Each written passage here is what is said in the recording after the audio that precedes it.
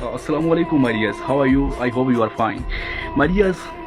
आज मेरी बात है कि जो दोस्त रूठ जाते हैं उनको जो लोग मनाते नहीं हैं, उनकी इस टॉपिक पर मेरी आज गुफ्तगू होगी।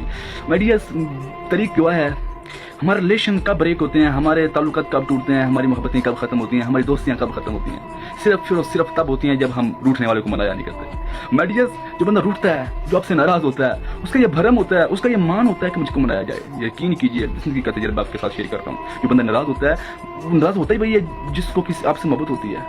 ऐसा मुझे नाराज़ होता ही वही है, और जब वो नाराज़ होता है तो उसका ये भरम होता है मुझे मनाया जाए, मेरे नाज नखरे उठाए जाएँ। लेकिन जब आप ऐसा नहीं करते, जब आप ये एटीट्यूड ट्यून में आ जाते हैं, तो तब काम खराब होता है। वो कहता नहीं, तनु को नहीं फिक्र, तनु का है मेरी ऐसा ना किया करें यार। थोड़ा सा आपको ये फील होगा कि मैं इसको क्यों मनाऊं, लेकिन आप सल्लल्लाहु अलैहि वसल्लम ने फरमाया जब कोई तुमसे नाराज़ हो जाए ना, उसको मना लिया करो। अगर तुम्हें इस चीज़ का खदशा है कि मेरी इज्जत कम होगी इसको मनाने में, इससे माफ़ी मांगने में, अगर आपकी गलती नहीं भी है फिर भी मांग लो। अगर तुम्हें ये खदशा है कि मेरी इज्जत कम होगी, तो अल्लाह के हबीब ने फरमाया कि मैं तुम्हें उस दिन इज्जत अता फरमाऊंगा जब हर बंदा इज्जत के पीछे भागेगा, अपनी मग़फ़िरत के लिए भागेगा। आप सल्लल्लाहु अलैहि वसल्लम ने फरमाया कि मैं हश्र वाले दिन तुम्हें इज्जत अता फरमाऊंगा। माय डियर्स, ऐसे ना किया करें। हम एज अ मुस्लिम, हमें तो इस्लाम की तालीमात पर अमल करते हुए ये जो बातें इनको तो ज़रूर अपनाना चाहिए।